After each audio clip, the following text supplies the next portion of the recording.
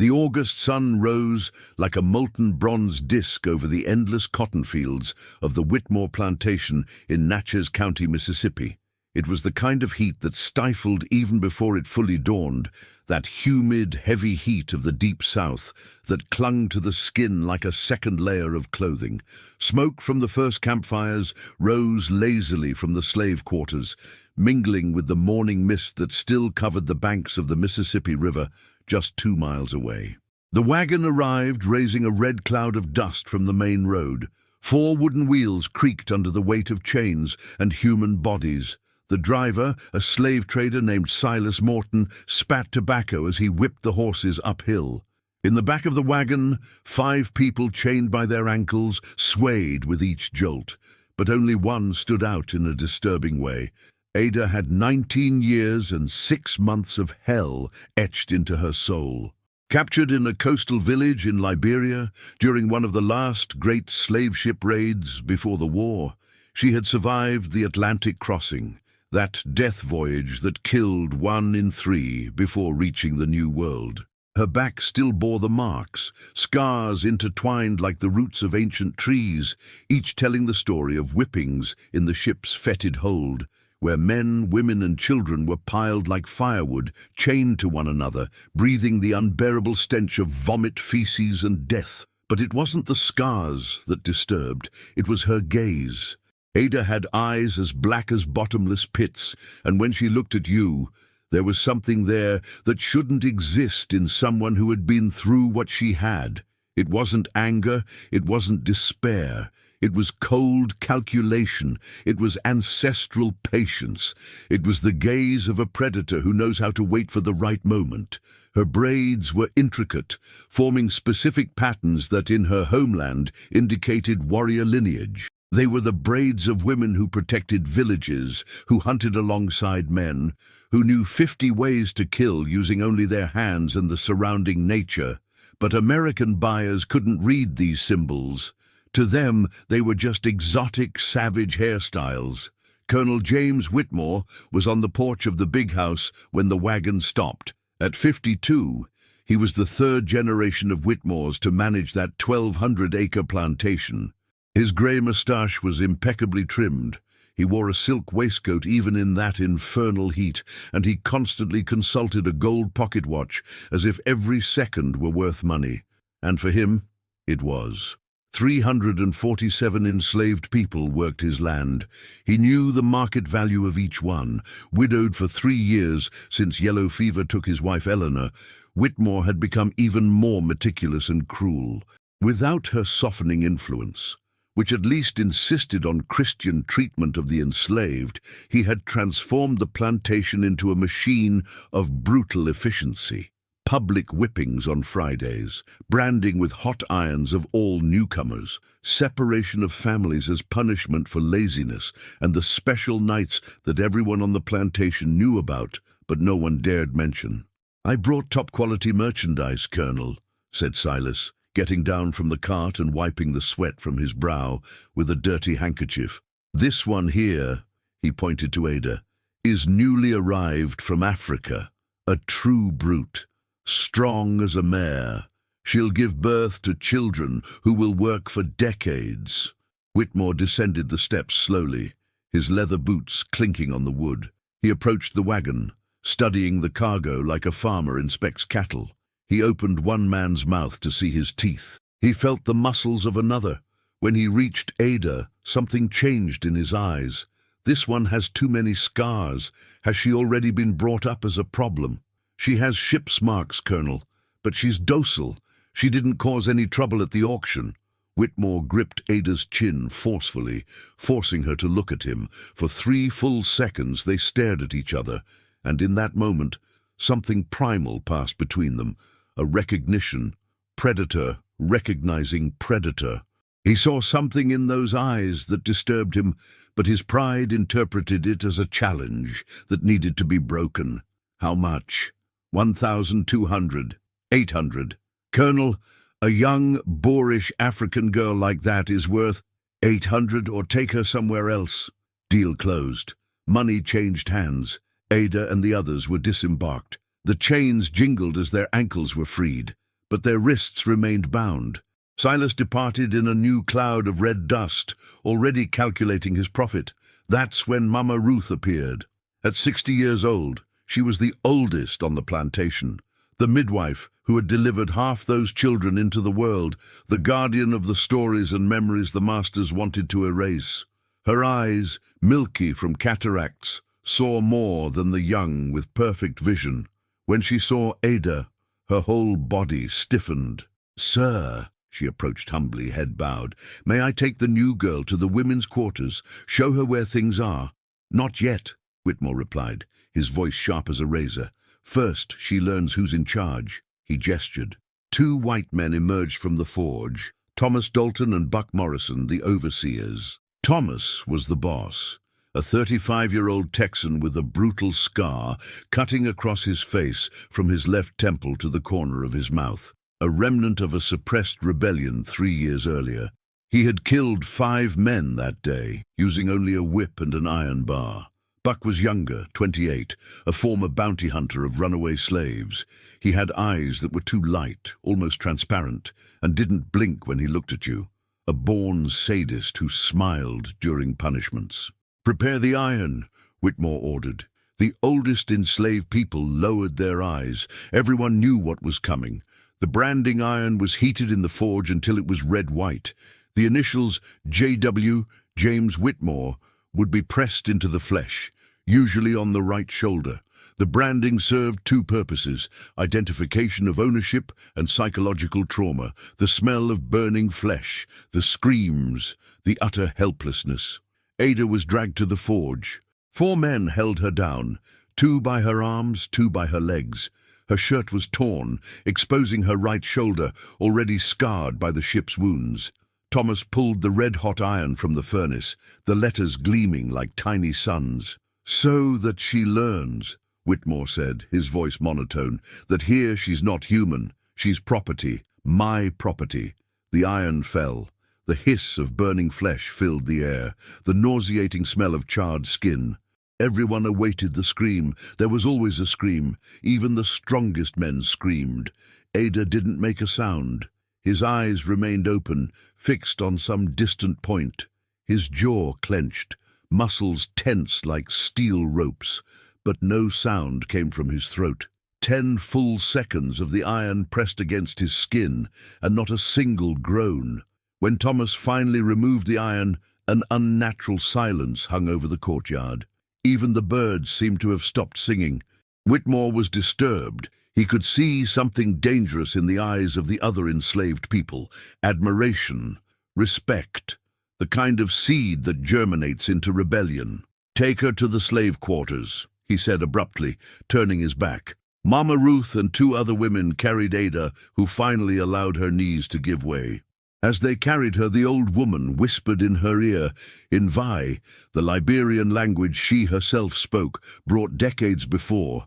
"Warrior child, you brought ancient spirits with you, but beware, this man is a demon. He breaks the strong first." Ada turned her head slightly and whispered back, the first words she had spoken since arriving, "I know. I smelled him, the smell of death coming. This is not entertainment. This is the truth that has been buried. If you don't accept what was done to these people, sign up now for brutal stories of slavery." Twilight painted the Mississippi sky in shades of blood and purple as Colonel Whitmore locked himself in his office. The big house was a monument to what slave labor could build. 3 stories of fine wood, Greek columns on the porch, crystal chandeliers imported from Paris, Persian carpets beneath his feet. The office walls were lined with dark mahogany, shelves overflowing with accounting books that recorded every penny earned with the sweat and blood of others. He poured 3 fingers of bourbon into a crystal glass, the good, pure 12-year-old Kentucky, and let the amber liquid burn his throat. Through the window, he could see the slave quarters in the distance, small wooden structures where his investments slept huddled together. Smoke rose from fires where they prepared their meager meal, cornmeal with rancid bacon, when there was any. They drank water from the same stream where the cattle drank, but it wasn't the landscape that occupied his mind. It was that look, Ada's eyes during the branding, the absolute absence of fear. In 28 years managing enslaved people, he had seen everything: anger, despair, resignation, madness, but never that predatory calm. That was dangerous. He knew the story of Nat Turner, of course. Every slave owner in the South knew it. 1831, Virginia. An educated and trustworthy slave who led a rebellion, killed 60 whites in 2 days before being captured and hanged. He knew the story of Denmark Vesey in Charleston, who nearly organized a massive revolt in 1822. He knew that apparent docility could hide pent-up fury, waiting for the right moment to explode. Ada needed to be broken, completely, publicly, in a way that would serve as an example to everyone else. And Whitmore had a specific method for women who demonstrated too strong a spirit. He pulled the silk cord that summoned the servants. In less than a minute, Tobias appeared, a man of 40, impeccably dressed in livery that contrasted grotesquely with the chain scar on his neck.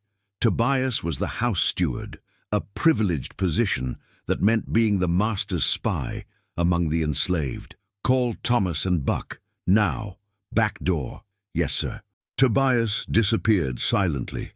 10 minutes later, the two foremen entered through the service entrance, removing their hats. Thomas smelled of leather and horse sweat. Buck had dried blood under his fingernails. He had whipped someone that afternoon for working too slowly. "Take a seat." Whitmore indicated the leather chairs in front of his desk. He poured bourbon for both of them, an unusual gesture that suggested the conversation would be about special business. "We have a problem." "The new girl?" Thomas asked, running his hand over the scar on his face, a nervous habit he had when something bothered him. "You saw it. She didn't scream. She didn't cry. The others saw it too. And when slaves start having heroes, we start having problems." Buck downed the bourbon in one gulp, grinned that humorless smile that revealed teeth yellowed by tobacco. "You want me to break her? I can use the whip, make it last all day. She'll scream, I guarantee it." "No." Whitmore leaned forward, his voice low and deliberate. "Whipping is common punishment. She's already survived the slave ship, probably been beaten more than I can count. It needs to be something different, something that breaks not just the body, but the spirit, something she'll never forget, and that others will never forget to see." A heavy silence filled the office. Thomas and Buck exchanged glances. They knew where this conversation was going. They had been there before. "Have her sleep in your cabin tonight," Whitmore continued, his voice neutral as if he were discussing the harvest. "Tell them she tried to escape, that she needs special supervision. Do whatever it takes to break her spirit. When you're done, she'll be as docile as a lamb, and the others will understand that there's no heroism here, only survival through obedience." The overseer's hut was an isolated structure near the stables, far from both the big house and the slave quarters. Originally built to store tools, it had been converted into lodgings for Thomas and Buck. A single room, 2 straw beds, a permanent smell of chewed tobacco and moldy leather. The walls were thick. Shouts from there never reached anywhere. Whitmore knew this because he had designed it that way. "Colonel," Thomas said slowly, choosing his words carefully, "not that I'm questioning it, but it's new merchandise, $1,200. If we break it too much—" "She's my property," Whitmore cut in, his voice like cold steel, "and I'll do with her what I want. If she dies, I'll buy another. But she won't die. You know how to do this. You've done it before." It was true. Mary, 18 months earlier, she had looked the wrong way at a visitor's wife, 3 days in the overseer's cabin. When she came out, she was broken. Empty stare. She never spoke another word. 6 months later, she hanged herself in the slave quarters, using braids of her own hair. Whitmore recorded it as loss due to illness. And Sarah, a year before her, she stole food. Actually, she took scraps meant for the pigs to feed her starving 3-year-old son. A week in the cabin. When she returned, she had gone mad. She drowned her own son in the river and then let herself drown. Whitmore recorded it as accidents due to negligence. "Understood, sir," Buck said, and there was a sickly animation in his voice that even made Thomas frown. "But be discreet and clean up the mess afterward. I don't want Mama Ruth preaching sermons about unfair punishments. Tomorrow she goes back to work as if nothing happened, broken, but whole enough to pick cotton."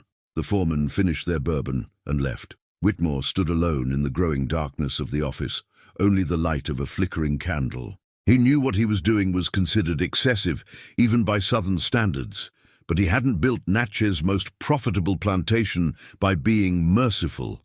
He'd built it by being ruthless. The plantation bell rang 6 times, the end of the workday.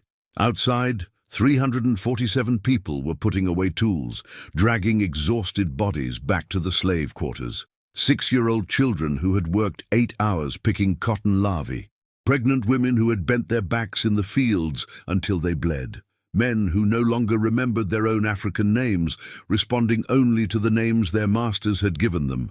Jim, Tom, Caesar, names that erased identities. Mama Ruth had taken Ada to the slave quarters for single women, a long shack with a dirt floor, a roof that leaked when it rained, and windows without glass where mosquitoes swarmed in at night. 20 women shared that space, sleeping on straw mats without privacy, without dignity. She cleaned the burn on Ada's shoulder with cold water and a paste made from herbs she secretly grew behind the slave quarters. As she worked, she whispered in Vi, "They're coming to get you tonight." Ada, who had remained in stoic silence during the treatment, finally spoke, her voice hoarse from disuse. "I know. I felt it in the eyes of the big white man. The smell of death. The colonel does this. He takes strong women and breaks them. He uses the foremen, Thomas and Buck, demon men. How many? What do I know? 4. But there could be more.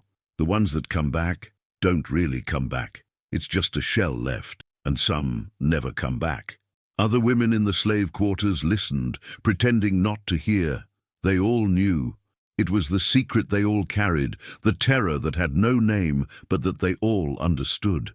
Their eyes showed compassion and fear in equal measure. Ada looked at the rotting ceiling, at the termite-eaten wooden beams. Her fingers unconsciously touched the braids in her hair, those ancestral patterns. In her tribe, before her capture, she had been initiated at 15. She had hunted alongside the men. She had killed a young lion that threatened the village using only a spear. She knew 50 points on the human body where minimal pressure caused maximum pain. She knew how to break a neck with her bare hands, how to use chains as weapons, how to transform any object into an instrument of death. But here, in this foreign land where her language had no value and her history was erased, where she was reduced to commodity and property, those skills seemed useless. Or did they? "Mama Ruth," she whispered, "the demon men, do they carry weapons?" "Thomas has a rifle and a knife. Buck has a pistol. They both use chain and rope." "And are they uncareful?" The old woman stopped applying the toothpaste, understanding the question behind the question. A tiny, almost imperceptible smile touched her wrinkled lips. "No, they think they're lions. But I've seen real lions fall to smaller predators when they get too confident." The 2 women looked at each other. No words were spoken, but an understanding passed between them, an ancient ancestral knowledge, the kind of wisdom that oppressed women carry in their DNA about survival and resilience. When the sun finally set completely and darkness embraced the Whitmore plantation, Thomas and Buck emerged from their cabin, lanterns swaying, whips at their belts. Their heavy footsteps echoed in the tense silence of the night. In the slave quarters, Ada stood waiting. When they violently opened the door, she didn't resist. She let herself be dragged out, chained again by the wrists. The other women wept silently. Mama Ruth softly sang a spiritual "Wade in the water," an ancestral code meaning prepare to cross, prepare to fight. Whitmore watched from his window, a glass of bourbon in his hand, as the overseer's lantern faded into the darkness. He felt no remorse. He felt nothing but cold satisfaction at doing what needed to be done to maintain order. What none of them knew, neither Whitmore in his arrogance nor Thomas and Buck in their confident cruelty, was that they were all walking straight into a trap. Because Ada wasn't just another enslaved woman broken by the system. She was a descendant of Vi warriors who had resisted invasions for centuries. And that night, in a secluded cabin in Mississippi, they would learn a lesson the South desperately tried to suppress, that chains can be broken, and that the broken can break back. Revenge, Ada had learned in her homeland, is not a dish best served cold. It is best served absolutely chilled, calculated, inevitable as death, and death was coming to the overseer's cabin. Comment: history repeats itself if you felt like this was going to blow up. The overseer's hut was 200 meters from the slave quarters, hidden behind the stables where the riding horses neighed nervously at night. It was a rustic construction of thick pine planks, a zinc roof that creaked with changes in temperature, a single heavy door with an iron lock on the outside, a detail that Ada noticed immediately. There was no internal lock. Whoever was inside had no control over their own exit. Thomas shoved her hard, causing her to stumble and fall to her knees on the dirt floor. The oil lamp Buck carried cast grotesque, dancing shadows on the walls. The smell of old tobacco, accumulated sweat and something else, a sweet putrid stench that Ada instinctively recognized as fear. Fear left by other women who had been there before. "Welcome to your new room, you boor," Buck laughed, revealing brown teeth. He spat chewed tobacco into the corner, the dark liquid splattering on the wall. "You'll be spending the night here. We're going to teach you your lessons." The hut was Spartan. 2 straw beds against opposite walls, a wooden chest, a rough table with food scraps, stale bread, gnawed chicken bones, a half-empty bottle of whiskey. On the wall, hanging from rusty nails, a 3-pronged leather whip still stained with dark stains. Old blood. Thomas's rifle, a hunting knife in its leather sheath. Chains attached to iron rings on the floor near the center of the room, specifically designed for restraining people. Thomas chained Ada's ankles to one of those rings with practiced efficiency. The cold metal bit into her already bruised skin. He tested the chain, satisfied. 2 meters of slack, enough to move a little, but not enough to reach the door or the weapons. "We'll have dinner first," Thomas said, his Texas drawl tinging his words. "Let you think a little about what's going to happen. Fear is part of the lesson." He leaned down, his scarred face inches from hers. His breath smelled of rotten onions and cheap whiskey. "I've done this before, you idiot. I had one in Louisiana that lasted 3 days. I bet you'll break in the first hour." They left, locking the door from the outside. The sound of their laughter faded into the night. Then silence. Only the rustling of rats in the rafters, the occasional creaking of the cooling tin roof, the nervous neighing of nearby horses that sensed something was wrong in the air. Ada didn't cry. She didn't pray. She didn't scream. Instead, she did something her captors would never have expected. She started working. First, the eyes. She let them fully adjust to the semi-darkness. The lantern Buck had left hanging near the door provided weak, flickering light, creating more shadows than illumination. But Ada had been raised in a village without electricity, where night hunts were common. Her eyes adapted quickly, seeing details that men accustomed to light wouldn't notice. Then she began to sing, softly, almost a whisper in Vi. It was a chant her grandmother had taught her when she was only 7 years old, a chant of the warrior women before battle. The words invoked ancestral spirits, asked for strength from those who came before, promised vengeance to those who had been wronged. As she sang, her hands moved. In the elaborate braids of her hair, hidden where rough, exploring fingers would never properly search, Ada had kept secrets. During the 6 months of horror since her capture, through the slave ship, the auction in New Orleans, the journey to Mississippi, she had hoarded small treasures of survival. A small, thin bone, the length of a little finger, polished until smooth and pointed at one end, an ancestral tool women used to unlock primitive types of locks, but which also served to pierce eyes or throats if necessary. A piece of wire coiled so tightly it seemed only part of the braid pattern. A shard of glass wrapped in plant fiber. With precise, silent movements, Ada began to undo one of the specific braids. Her fingers worked by tactile memory, needing no light. The bone came out first. She tested it against the metal of the chain on her ankle. A simple lock, the kind used on cattle. Her people had traded with Europeans for centuries before the intensification of the slave trade. She knew its mechanisms.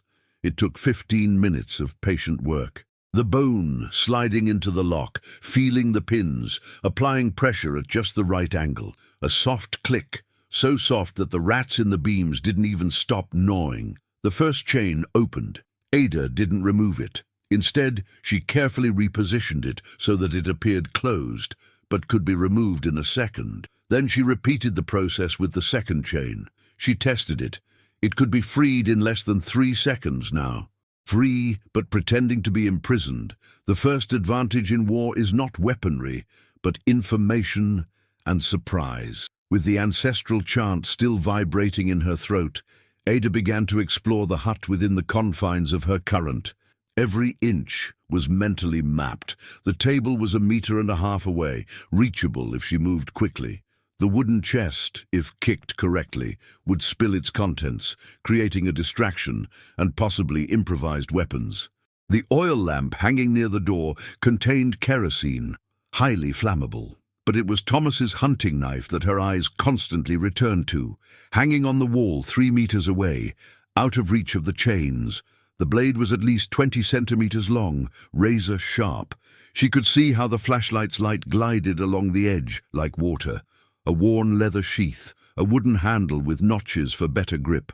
A knife made for skinning deer, but which would work perfectly well on human flesh. Ada studied the geography of the cabin like a general studying battlefield.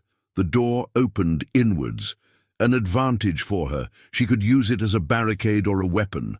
The straw beds were positioned so that whoever entered through the door would have their back temporarily turned to one of them, a second of vulnerability. The earthen floor wasn't even.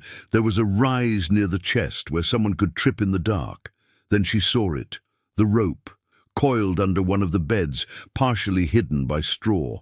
Thick hemp rope, about 5 meters long, probably used to tie up captured runaway slaves. But rope had no preference for use. It served equally well for hunters or prey. Ada dragged herself along, still pretending to be chained in case anyone spied through the window without glass. She pulled the rope slowly, testing its strength, strong without rot. In her mind, 300 years of ancestral knowledge of hunting and warfare began to form a plan. On the walls, exposed beams ran horizontally about 2 meters from the floor.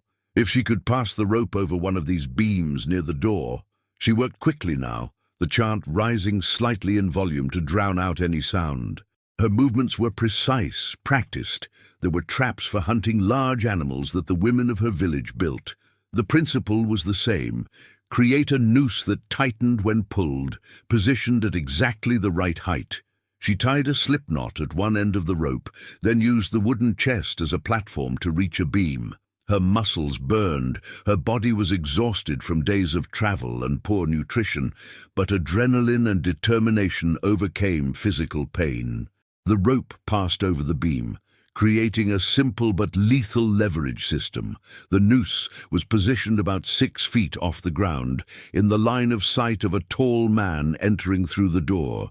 She partially disguised it with strategically placed straw, then pulled the rope back and hid the excess under her body, keeping the end firmly in her hand. From the doorway, in the dark and in a hurry, the noose would be invisible until it was too late. But Ada wasn't relying solely on a trap. She'd been taught that battle plans never survive first contact with the enemy. She needed redundancy. The bottle of whiskey lay on the table, flammable liquid. She reached for it, tested its weight. Still a third full. She tore a strip from her own tattered clothing, soaked it in the drink, and stuck it into the bottle like a primitive fuse, an improvised incendiary bomb. She positioned the bottle where she could reach it quickly. A shard of glass from her braids, small but razor-sharp at one point. She tied it to her inner wrist, using plant fiber so it would be hidden but could be drawn instantly. A weapon of last resort. The thin wire was shaped into something her ancestors used to hunt birds, a kind of stiff whip that, when thrown correctly, could wrap around necks or wrists. She kept it coiled in the palm of her left hand. Then Ada repositioned herself. She sat on the earthen floor, her back against the wall, chains attached to her ankles, her head bowed in a pose of defeat and terror. The noose was beneath her body, the bottle bomb within reach of her right hand, the shard of glass ready on her left wrist, the wire in her left palm. She controlled her breathing, a technique learned in hunting rituals, where controlling her heart and lungs meant the difference between surprising or frightening her prey. Outwardly, she looked like a defeated victim, cowering in terror awaiting her fate. Inwardly, she was a compressed spring, calculating angles of attack, sequences of movement, vital points that needed to be struck. The chant had changed. It was no longer an invocation for protection. It was a death chant that Vi warriors sang before killing, a plea for forgiveness from the spirits of the prey to be slaughtered, a promise that their deaths would have purpose. Outside, she heard voices approaching, drunken laughter, staggering footsteps. Buck was humming something obscene, his voice slurred with alcohol. Thomas was talking loudly about the time he tamed a slave in Louisiana using only his hands. Ada closed her eyes, not in prayer but in preparation. Her last thought before the door opened was of her grandmother, the great warrior who led the village's defense against invaders when Ada was only 12 years old. The woman who killed 4 armed men using only a spear and cunning. The woman whose last words, when the traffickers finally invaded the village years later, were, "A warrior never dies on her knees." The door burst open. Flashlight beam flooded the cabin. Buck's silhouette entered first, staggering, his belt already half undone, and Ada, who had survived the hell of the slave ship, who had been branded like cattle, who had been reduced to nameless merchandise, opened her eyes. They gleamed in the darkness like the eyes of a nocturnal predator that had finally found its prey. The tables were about to turn. If you felt the weight of this scene, leave a like, because what comes next is breathtaking. Buck Morrison entered the cabin like a man entering his own room, without caution, without respect, without the slightest consideration that there might be danger. 28 years, hunting runaway slaves, capturing desperate men and women in swamps and forests, had given him a confidence bordering on suicidal arrogance. To him, enslaved people were not threats. They were merely more intelligent animals that needed to be tamed. He'd drunk too much at dinner, 4 large glasses of corn whiskey that burned going down, but made what he was about to do more tolerable. Thomas had stayed behind to lock up the horses, giving Buck first choice, as he put it with that sick grin. Buck liked to go first. He liked to see the fresh fear, the initial shock before the victim went into mental blackout. "So, you fool," he dragged out the words, closing the door but not locking it. He still needed Thomas to come in afterward. He staggered to the table, leaving the flashlight there, creating an island of dim light surrounded by deep shadows. "Have you thought about your place in this world? Have you thought about what happens to merchandise that doesn't behave?" Ada remained where she was, head down, shoulders trembling slightly. To Buck, she looked exactly like the others, terrified, resigned, broken even before she began. He didn't notice that her hands were hidden, that her breathing, though it seemed gasping with fear, was actually deep and controlled, like that of a hunter waiting for the perfect moment. "Look at me when I'm talking to you." Buck stepped forward, his heavy boots crunching on the ground. He was 3 meters away. 2.5 meters. 2 meters. Ada slowly raised her head. Her eyes met his, and Buck, even through the haze of alcohol, felt something he hadn't felt in years, a primal shiver of predator recognition. Those eyes didn't show fear. They showed calculation. They showed hunger. "What the hell?" he began. Ada exploded into motion. Her hands pulled the chains bound from her ankles in a fluid motion. It took half a second, not the several minutes it should have taken. Buck barely had time to register that she was free before her entire body lurched forward in a low roll, dodging him and heading straight for the table. "Thomas! Thomas!" Buck shouted, his hand reaching for the pistol in his belt. But drunken fingers are slow, and Ada was already on her feet, the whiskey bottle with its makeshift wick in one hand. She passed it through the flashlight flame in a practiced motion. The alcohol-soaked cloth caught fire instantly. For a fraction of a second, they were frozen in a tableau. Buck, with his pistol half-drawn, his mouth open in shock. Ada, holding liquid fire, her face illuminated from below by the flames, transforming her into something primal and terrifying. Then she threw the bottle. The glass struck Buck in the chest and shattered into a fiery bloom. Burning whiskey splattered across his shirt, his face, his hair. He screamed, an animalistic sound of pure agony, and fell backward, slamming against the wall, his hands trying to extinguish the flames but only spreading them further.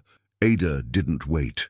While Buck writhed in flames, she lunged for Thomas's knife on the wall. Her fingers tightened on the handle. She pulled the blade from its sheath. 20 centimeters of forged steel, still stained with deer blood from the last hunt. Perfect weight. Perfect balance. Buck finally managed to rip off the burning shirt, letting it fall. His face was red and beginning to blister, his hair singed, but he was still standing, still dangerous.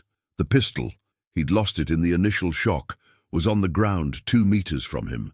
They looked at each other through the burning hut. Fire from their shirts had caught on dry straw scattered on the ground, creating small, dancing pockets of light. Smoke began to fill the cramped space. Stinging eyes, burning throats. "You're going to die for this," Buck hissed through burned lips. "You're going to die slowly. I'll make it last for days." Ada didn't answer in English. Instead, in Vi, she said something her grandmother had taught her. "The lion doesn't announce its prey. It just kills." She moved forward. Buck, even wounded, even burned, was still a 90-pound man with years of experience in violence. He lunged for the pistol. Ada did too.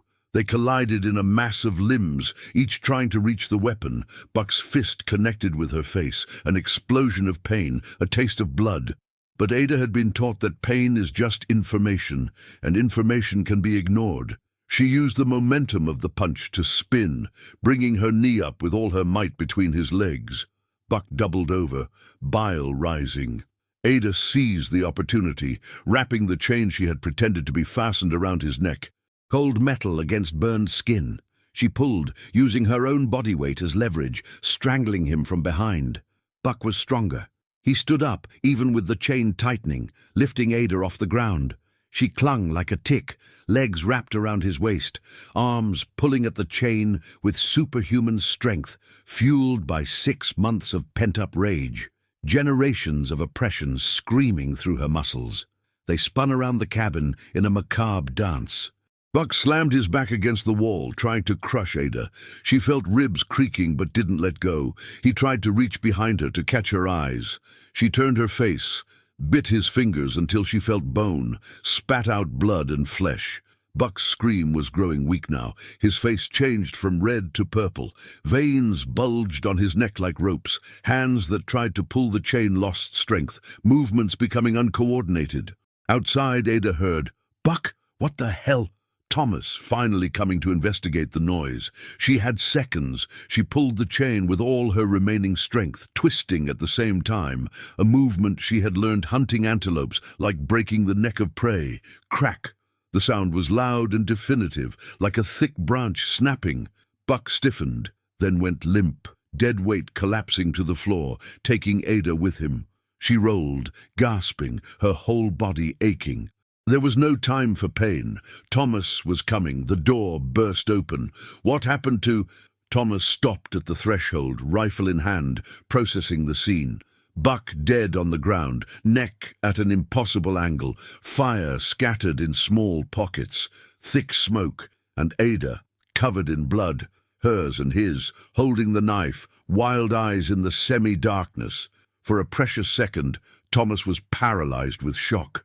1 second was all Ada needed. She threw the knife. It wasn't a perfect throw. She was exhausted, wounded, bad angle. The blade spun through the smoke and struck Thomas in the shoulder instead of the intended chest. He screamed, rifle falling from his hands, but he didn't die. Ada ran, not towards the door. Thomas was blocking it, but towards her hidden noose. She pulled the rope with all her might. The slipknot he had carefully positioned on the beam activated, the loop closing. But Thomas, with survival instincts honed by years on the frontier, saw the movement and dove. The rope caught his arm instead of his neck, tightening painfully but not fatally. "You hellish bitch!" Thomas roared. With his free hand, he pulled a knife from his belt, smaller than the one Ada had thrown, but still lethal. He cut the rope that bound him, freeing himself, then lunged forward. The cabin was too small to prevent close combat. They clashed like animals. Thomas was stronger, bigger, more experienced in fighting, but Ada had something he didn't, nothing to lose and everything to avenge. She used techniques that Vi women had developed over centuries fighting larger opponents. Not force against force, but speed, angles, pressure points. Fingers in his eyes, he turned his head, but she tore off a piece of his ear with her teeth. Knee to his groin. He bent over, and she seized the opportunity to grab a burning piece of wood from the ground. Ada pressed the embers against his face, a horrible smell of burning flesh. Thomas screamed, punched her savagely. She fell, a starry vision.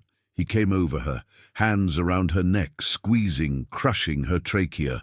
"You should have stayed quiet," he hissed, blood from his torn ear dripping onto her face. "You should have just accepted it. Now you're going to die, and it's going to hurt, and nobody will care because you're nothing, understand? Nothing." Ada's vision began to darken. Black dots danced around her, but her hands still worked. The shard of glass tied to her wrist, she pulled it out, hidden in her sleeve. With her last vestige of strength, she plunged it deep into the side of Thomas's neck. Blood gushed out, not a trickle, a pulsating jet that sprayed onto the ceiling. She had hit her carotid artery. Thomas released her neck, his hands instinctively going to the wound, trying to staunch the impossible. Blood gushed between his fingers like spring water. His eyes met hers. There was no longer anger there, only shock and the recognition of inevitable death. "How?" He choked, blood bubbling from his mouth. Ada, breathless, her throat crushed, barely allowing words, whispered in English for the first time that night, "I am a warrior." Thomas fell to his side, his body convulsing. It took him 40 seconds to die. Ada counted each one, watching the light leave his eyes in the same way he had watched light leave the eyes of how many slaves? When she finally came to a standstill, Ada collapsed. Her body screamed in pain. Ribs probably broken, throat crushed, face swelling where she had been punched, burns on her hands. But she was alive, and they were dead. The cabin was now truly ablaze. Fire had spread to the dry wooden walls. Thick smoke filled the space. Ada forced herself to stand. She picked up Buck's pistol from the floor, checked it. It still had bullets. She grabbed Thomas's rifle, their knives. Before leaving, she looked at the 2 bodies, men who had tortured, raped, and killed countless women, men who thought they were untouchable, now just dead flesh. In Vi, she murmured, "May the spirits of the wronged drink well today." Then she went out into the night. The burning cabin behind her illuminated the plantation yard like a second sun. Bells began to ring, fire alarm, shouts, people running. And standing amidst the chaos, covered in blood and ashes, rifle in hand, Ada waited. She waited for Colonel Whitmore. She waited for the other enslaved people who were beginning to emerge from the slave quarters, their eyes wide. He waited for the dawn that was about to break over a plantation that would never be the same again. Revenge was only the beginning. Rebellion was yet to come. Colonel James Whitmore was dreaming of his late wife when the alarm bell woke him. In the dream, Eleanor was in the garden of the big house, her white dress billowing in the wind, smiling in a way he hadn't seen her smile in years before she died. She was saying something important, but he couldn't hear the words. Then the bell began to ring, and she vanished like smoke. He sat abruptly on the four-poster bed, a cold sweat on his brow despite the warm night. The bell wouldn't stop ringing. This wasn't your normal summons bell. It was a rapid, frantic, urgent tolling, fire alarm or riot. His heart raced at the latter thought. After Nat Turner, after all the stories that circulated in the slave owners' halls, every owner in the South slept with a pistol under his pillow and an ear always on alert. He ran to the window. What he saw froze him. The overseer's hut, 200 meters away beyond the stables, was ablaze. Not small flames. A complete inferno, fire licking the night sky, turning night into an orange dancing day, black smoke rising in tortured columns, and everywhere people were running, enslaved people from the slave quarters emerging like ghosts, carrying buckets, screaming. His 3 sons, servants of domestic servants, banging on his door, their voices shrill with panic. Whitmore dressed in seconds, trousers, boots, shirt, vest. He grabbed his 6-shot Walker Colt pistol, checked it, fully loaded. He also took his 7-shot Spencer rifle from the closet. A man of property in Mississippi in 1857 was always prepared for the worst. She ran down the stairs, her boots echoing on the imported marble. Tobias, the butler, was in the hall, his normally impassive face showing genuine fear. "Sir, the cabin is on fire. We can't find Mr. Thomas or Buck anywhere." Whitmore felt ice run through his veins. Thomas and Buck, and the newcomer, Ada. He'd sent her there. A lump formed in his throat. "Wake up, everyone. I want every able-bodied man with a bucket. Save the stables before the fire spreads. Go!" He ran out of the big house. The heat hit him 50 meters away, fire so intense it burned his eyebrows, forcing him to raise his arm to protect his face. Enslaved people formed a line of buckets from the well to where they dared to go, throwing water that turned to steam before touching the flames. "Get away! Save the stables!" Whitmore shouted. The cabin was lost. But if the fire reached the stables with 12 thoroughbred horses, it would be a financial catastrophe beyond measure. That's when he saw her. Ada stood 20 meters from the burning cabin, illuminated by the dancing light like a nightmarish vision, covered in blood, so much so that he couldn't tell where she was injured, if at all. Swollen face on one side, purple handprints on her neck, but alive, tremendously, impossibly alive, and armed. She held Thomas's rifle in one hand, Buck's pistol tucked into the waistband of her tattered skirt, knives hanging from a makeshift rope belt, like a barbaric warrior from ancient tales, risen from hell to bring judgment. "You!" Whitmore whispered, then shouted, "You! What have you done? Where are my foremen?" Ada didn't answer immediately. She simply looked at him through the distance, through the heat and smoke, with those eyes that had disturbed him from the very first moment. Then she pointed to the burning cabin. "Inside," she said in clear, unaccented English, revealing that she had understood every word from the start. "Dead, like all the demons will die."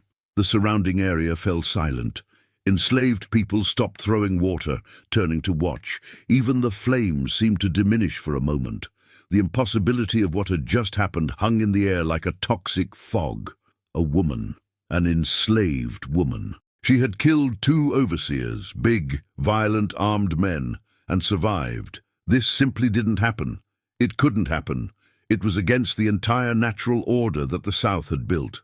Whitmore felt genuine fear for the first time in decades. Not physical fear of an individual man, but something deeper, an existential fear of seeing the foundations of her world tremble. If a woman could do this, if others saw, if they thought they could, "You're going to die for this," he said, raising the pistol. His hand trembled, not from weakness, but from such intense rage that he could barely hold the gun steady. "You're going to die slowly, publicly. I'm going to make an example this county will never forget." Ada didn't lower her rifle.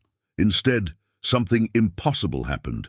She smiled, not a cheerful smile, but something sharp and terrifying, like a blade. "You can kill me," she said, her voice hoarse from the strangulation, but clear. "Shoot. But before you do, look around, Colonel. Look at them." Whitmore looked. The enslaved, his property, people he owned by law and by right, were watching. 347 pairs of eyes fixed not on the fire, not on him, but on Ada, and there was something in those looks that he had never seen before. Hope, not the vague and distant hope of eventual freedom, of divine salvation. It was a concrete, tangible, dangerous hope, the hope that comes from seeing the impossible become real, from seeing the powerful bleed, from seeing that chains could be broken not only physically, but philosophically. Mama Ruth was there, tears streaming down her wrinkled face, softly singing a spiritual. Others joined in, first 1, then 5, then 20. "Go down, Moses, way down in Egypt land. Tell old Pharaoh, let my people go." "Silence!" Whitmore roared. "Silence, or I swear to God, I'll hang 10 of you before dawn." But the singing didn't stop. It grew louder. More voices joined in. Children, old people, men who had been broken for so long that they had forgotten their own real names. Ada took a step forward. Just one. Whitmore instinctively took a step back. "You can kill me," she repeated. But they saw. Everyone saw. A woman alone, unarmed, broke her chains, killed her demons, burned her hell. "You're a freak," Whitmore shouted. "An accident, an anomaly." "Am I?" Ada swept her arm, indicating everyone around her. "Or am I what we all could have been if we hadn't been broken first?" It was at that moment that Whitmore realized he could kill her. He probably should, but the damage was already done. The seed was planted. Every enslaved person present now carried an idea he could never eradicate, that masters were just men, and men could bleed and die. He pulled the trigger. The shot echoed through the plantation like thunder. Ada spun faster than he expected. The bullet struck her left shoulder instead of her chest, passing cleanly through. She staggered but didn't fall. Blood spurted as she raised Thomas's rifle. She pointed it directly at Whitmore's forehead. Time stood still, a frozen moment where everything hung in the balance, not just their lives, but the entire future of that plantation, perhaps even more. Then Ada lowered her rifle. "No," she said softly. "I won't kill you. Death would be mercy. You will live. You will live and watch your world crumble. You will live knowing you can no longer sleep safely, that every shadow may hide vengeance, that your power is an illusion maintained only as long as we believe in it." She dropped the rifle. It fell to the red earth with a dull thud. "And we don't believe anymore." Whitmore stood there, his pistol smoking, unable to process what had just happened. He should shoot again. He should empty the cylinder into her, but his hands wouldn't obey. Because looking around, seeing the faces, seeing how they looked at Ada as if she were some kind of unholy messiah, he realized he had already lost. Maybe not today, maybe not this week, but the seed had germinated, and nothing he did would kill it. Ada turned. She began walking toward the fields, toward the darkness beyond the reach of the fire. Blood dripped from her wounded shoulder, leaving a trail in the earth. "Shoot her!" someone shouted. One of Whitmore's older sons, awakened by the noise, was on the porch of the big house with his own rifle, but Whitmore lowered his weapon. Not out of mercy, out of cold calculation. If he shot her in the back as she walked away wounded and unarmed, that could be the spark that would transform feeling into action. A revolt that night, bloodshed that he could not contain. Ada disappeared into the darkness. The cotton fields swallowed her like a sea-swallowing stone, and behind her the cabin burned to ashes and charred bones. Topic 6. The Dawn of Freedom. The sun rose over Whitmore Plantation at 5:47 a.m. on August 15, 1857, as it did every morning. But nothing would ever be the same again. The foreman's cabin was now nothing but smoldering rubble. Black beams like charred bones pointed to the sky. In the center, two bodies so burned they were unrecognizable, distinguishable only by size and position. Thomas Dalton and Buck Morrison reduced to ashes, as all mortal things eventually are. Whitmore hadn't slept. He'd spent the entire night on the porch of the big house, rifle in his lap, bottle of bourbon beside him, watching, waiting, but no revolt came. The enslaved returned to the slave quarters when the fire was completely extinguished. They slept, or pretended to sleep, and when the morning bell rang, they got up. They went to the fields, but something had changed in their movements. It wasn't an open challenge. It was subtle, almost imperceptible, a deliberate slowness, an absence of the fear that usually quickened their pace. Children who normally ran to their tasks walked. Women who normally lowered their eyes when supervisors passed. Some kept them level for an extra half-second. Small things, but Whitmore had managed enslaved people long enough to know small things were like cracks in a dike. Ignored, they became fractures. Fractures became ruptures. Ruptures became floods. At 7 in the morning, Dr. Samuel Patterson arrived. The local doctor called in to examine the bodies. A 60-year-old man with hands trembling from too much medicinal whiskey.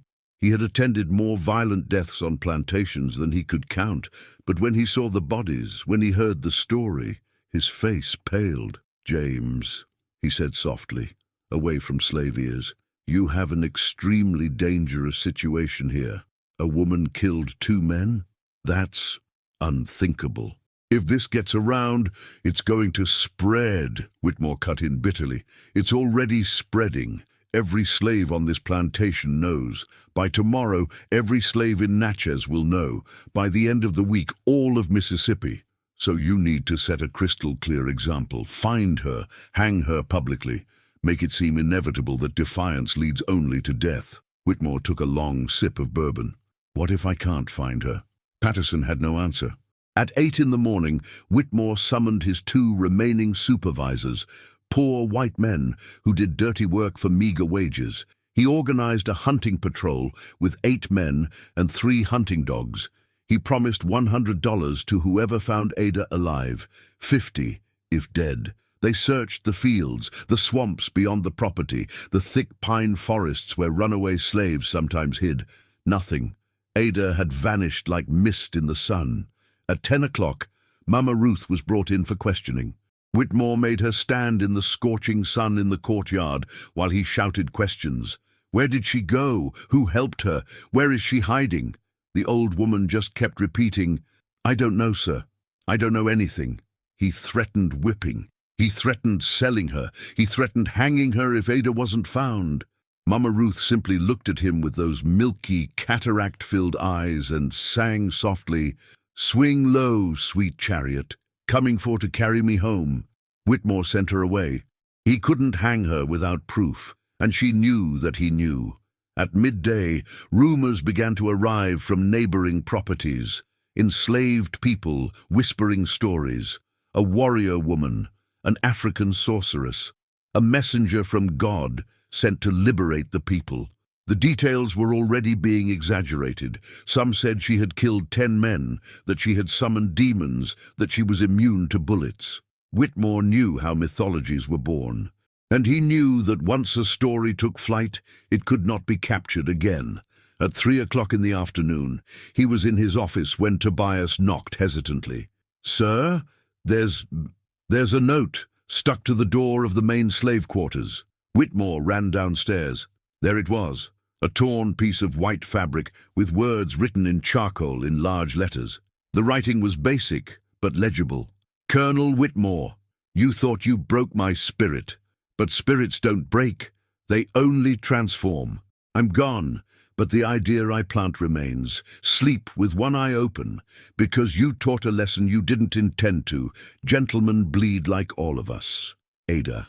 Whitmore tore the paper from his hand and crumpled it, but it was too late.